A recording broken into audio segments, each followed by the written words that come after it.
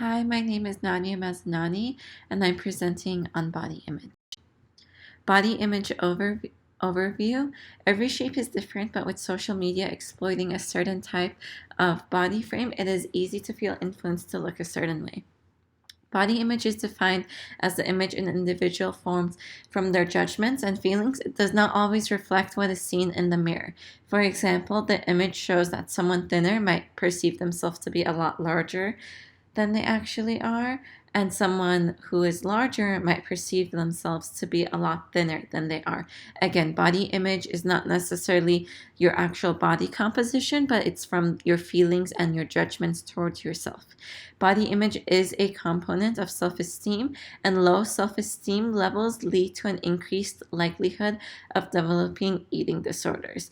So when someone is dissatisfied with their body image, they have a lower level of self-esteem, and that lower level of self-esteem makes someone more prone to an eating disorder because they're more prone to look for outside sources to achieve that look that they want. Approximately 80% of women in the United States do not like how they look, and 34% of men claim they are dissatisfied with their bodies.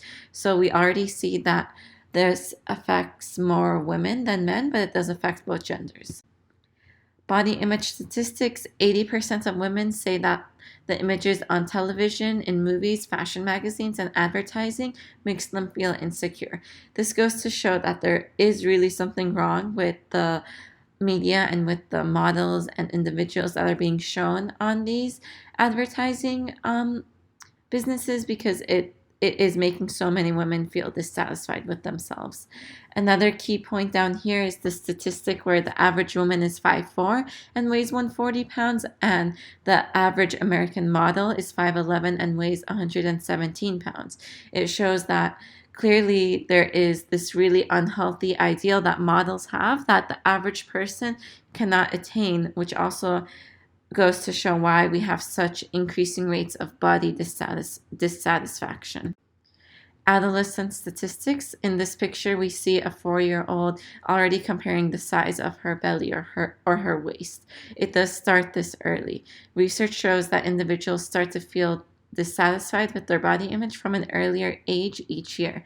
By middle school, 40 to 70% of girls are dissatisfied with 2 or more parts of their body.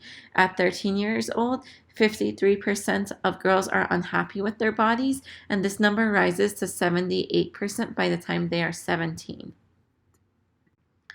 This is a good diagram showing how this all plays into roles. So we start with societal beauty ideals. This differs based off of the country or community you live in.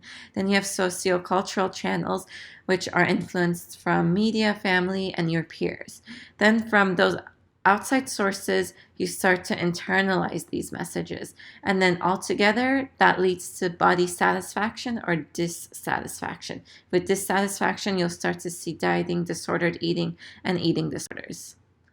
Modeling influences. In this image, you see a bikini runway model, and I'll talk about how that can be so damaging to the average female or to the average girl at home.